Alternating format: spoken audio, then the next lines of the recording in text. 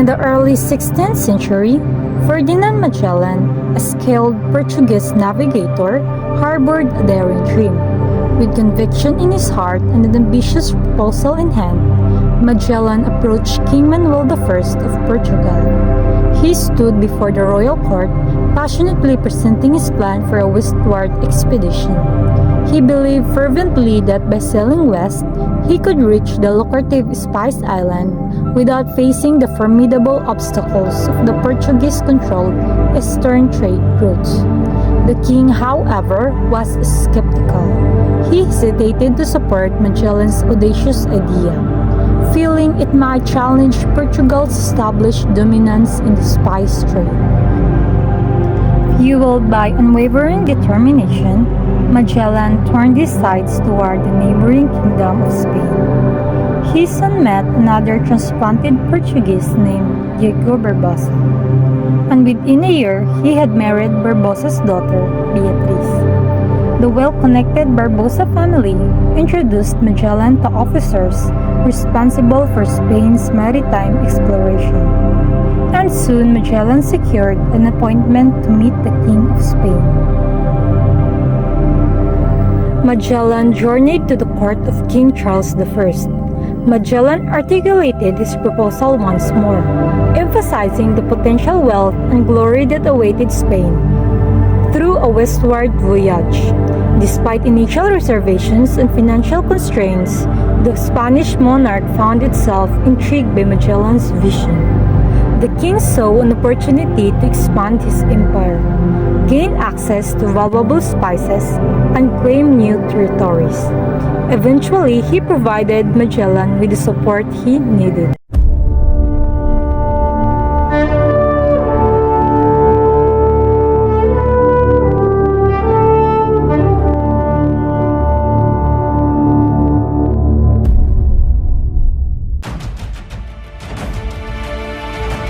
Setting sail from Seville on August 1519.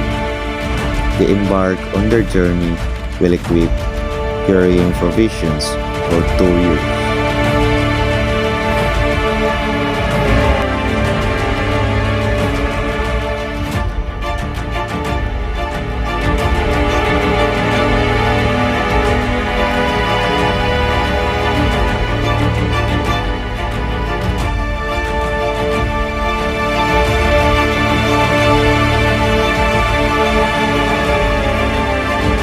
Their supplies consisted mainly of hardtack, salted meat, and barrels filled with comforting brandies and wine.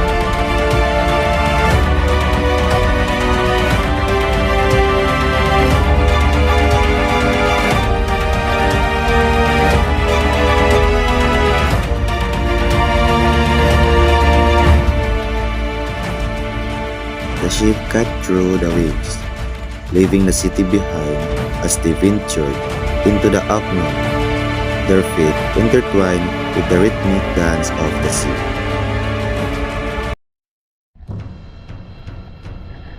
I went to the side of our ship to fish, putting my feet on a spar to go down to the storeroom. My feet slipped because it had rained, and I fell into the sea without anyone seeing me.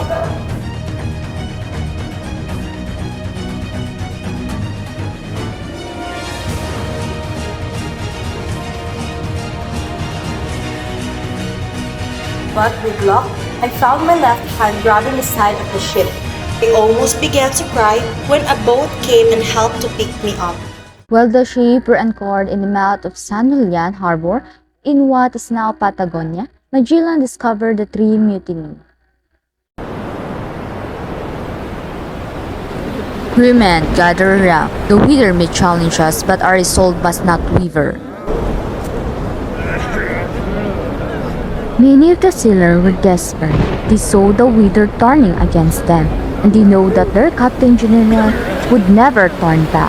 Magellan's daily determination worked against them in this case, since some crewmen who might have stayed loyal now joined the mutiny. I know some entered harm when I celebrate Easter Mass ashore. Magellan still proceed with mass. The three captains stay on their ships. As the crew prepares for the evening, tensions escalate among mutineers. Tonight, we make our move. Magellan won't lead us. The mutineers continue plotting. The winds of mutiny blow. We must act strategically to maintain control. Later that evening, three ships closer to shore joined the mutiny. One de Cartagena and one Sebastian Elcano lead. Magellan would lead us to glory. We must act. The mutineers plot Magellan's capture or demise. Morning of April 2, Magellan sends a boat to the San Antonio aiming to negotiate. Captain wants to discuss a resolution to you.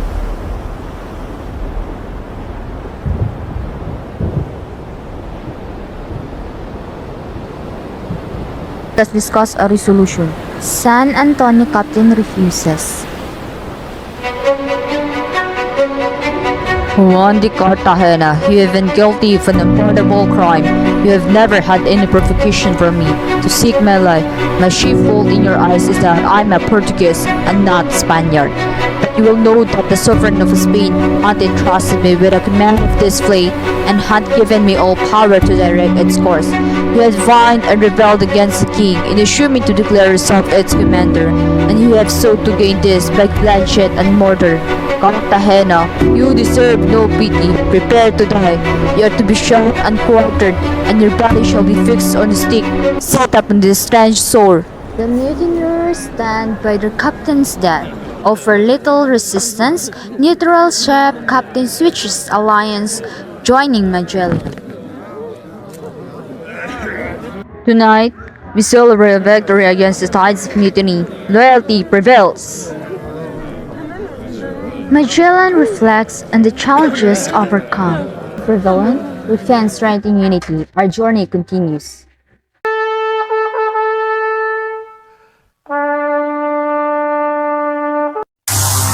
As Magellan is in search of a new cruise, he accidentally landed on Hominid Island, knowing that it is the Spice Island. He befriended Rahakulambu, and Rahakulambu introduced Magellan to Rahahumabon.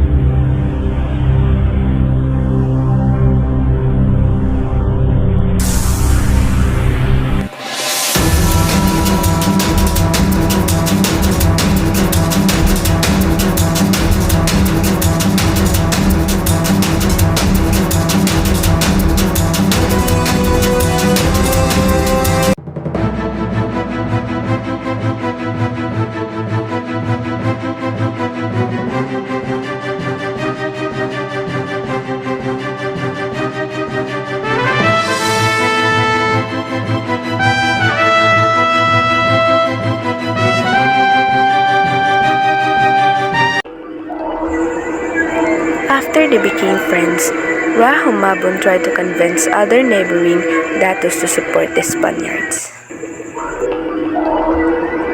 But Dato Kalipulakong resisted and didn't want to collaborate with the Spaniards.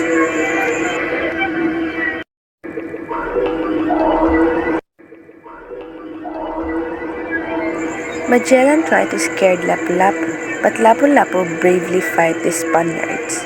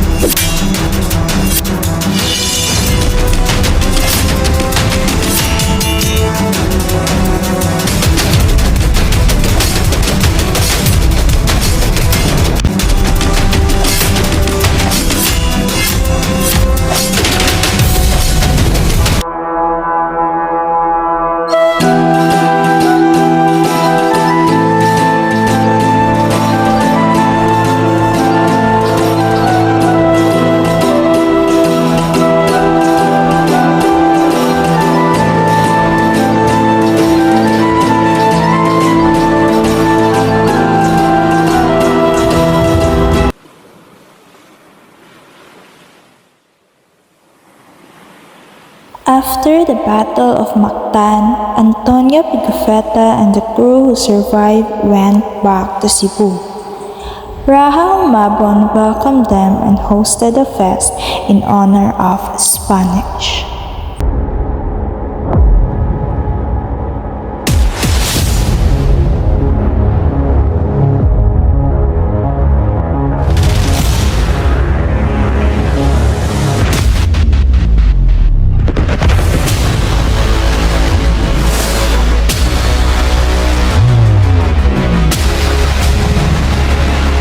Many of the Spanish survivors of the battle were poisoned. Those who survived board a ship to go back on Spain.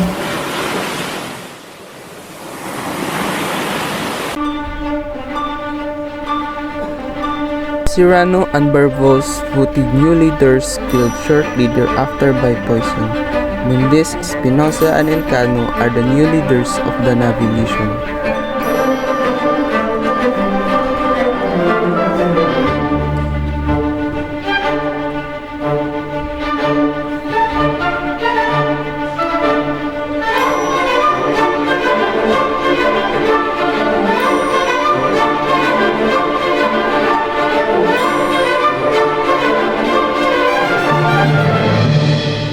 On November 1521, Concepcion is swarmed, infested, burned down through the lack of manpower.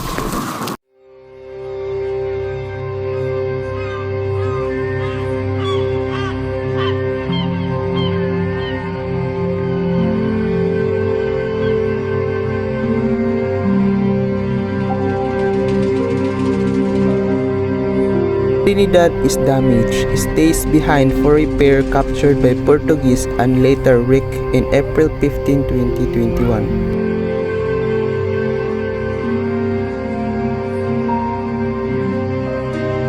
On May 22, 1522, Victoria passes the Cape of Good Hope and enters Atlantic Ocean. Stormy weather makes sailing north difficult.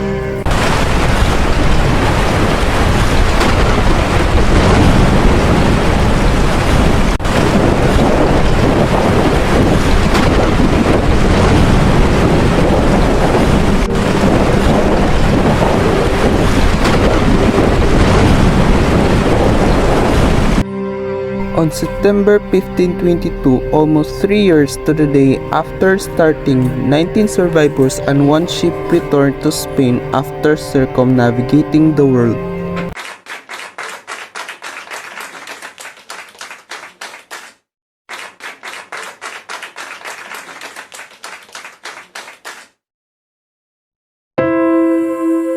All 19 survivors pray at church of the miracle of surviving.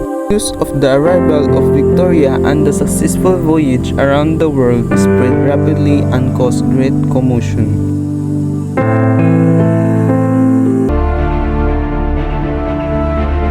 Cano given a coat of arms by Emperor Charles, which displayed on its shield some gold, nutmegs, and clubs, the image of the globe with motto upon it, "You were the first to circumnavigate me."